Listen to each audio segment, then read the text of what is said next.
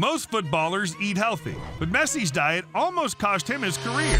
When Messi became a professional at Barcelona in 2003, he was only 16 years old, and maintaining a healthy diet wasn't necessarily his priority at that time. Over time, his diet even worsened. While it's expected that football players indulge in protein shakes or some fruit after the workout, Messi preferred fast food and, above all, Coca-Cola.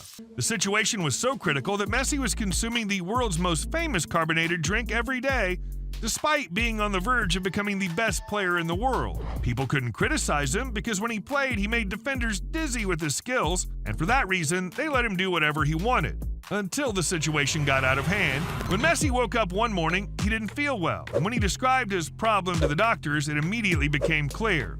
Something had to change, or else he'd have to quit playing football earlier than expected.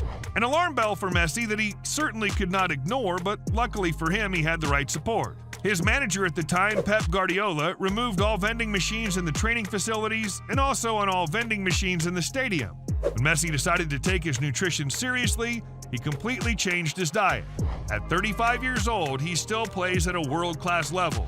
Thanks, Messi. Now I'll also take my diet more seriously, even though I only play in amateur leagues. But you know who's on a completely crazy diet? Our German friend, Max Kruse.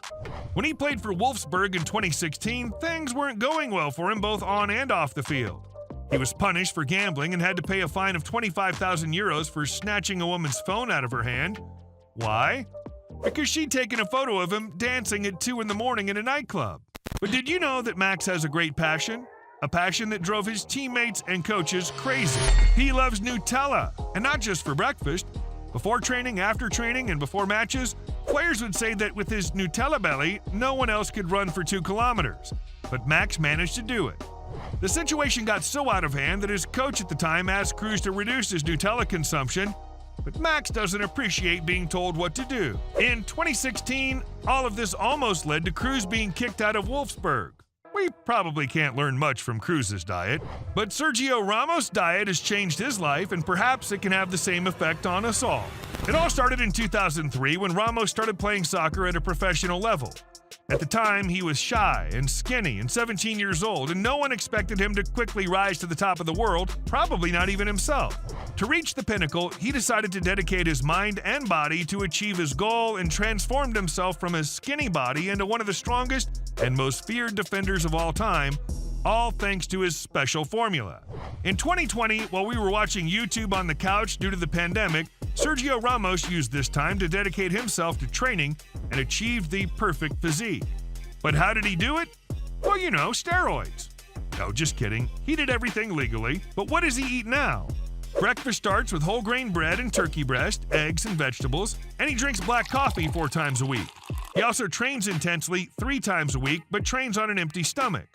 Only after the workout does he eat and drink one of his favorite beverages, a strawberry protein shake for lunch, while dinners mostly consist of fish, steak, and salad. But I won't lie to you, Ramos also has something he can't resist. A sweet treat that's very popular in Spain, chocolate churros. Every now and then it's okay to indulge, and that's probably what Japanese football player Masahiko Inoue thought. His diet is so strange that I wasn't sure if I could mention it in this video. But after talking about Ramos's healthy diet, it's time to talk about something different again. Masahiko burst onto the football scene in 2006 and was determined to become one of the best. However, he was quickly overshadowed and transferred from one team to another. He was playing just like me in the lower divisions. And it's for this reason he didn't become famous for his ball skills, but for his eating habits. He ate ice cream not once, not twice, but 3 times a day, practically every day. It's not clear why. Maybe he just wanted to try all the different types of ice cream in the world. Did you know that Robert Lewandowski's wife has made him one of the best football players in the world with the help of her diet? Robert's fame started to rise in the football scene in 2006, and everyone had high expectations for him. Both of his parents were high-level athletes, so there was hope that some of that talent would be passed down to Robert. There was just one problem.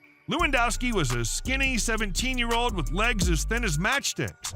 Despite scoring 15 goals in the Polish 3rd Division, Legia Warsaw kicked him out of the team after an injury. Since then, Lewandowski set out to prove all the doubters wrong. He took care of his nutrition, became stronger, and optimized his sleep.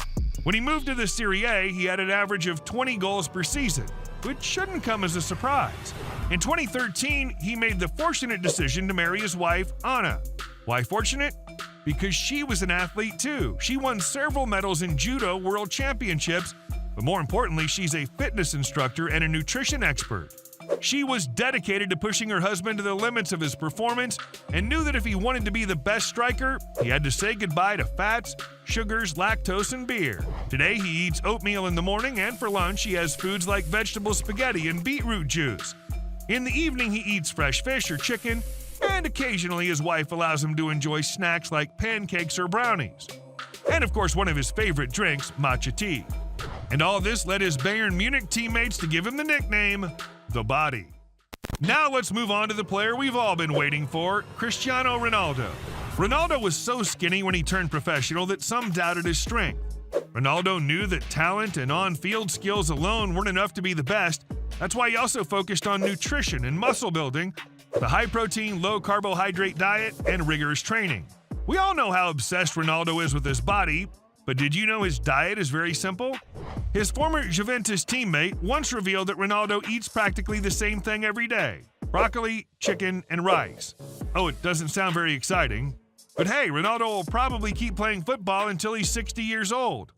The guy has about 7% body fat, 3% less than the average footballer. But Ronaldo's not a machine. He also indulges in occasional cheat meals. But not alone. He once shared that he occasionally enjoys pizza with his son.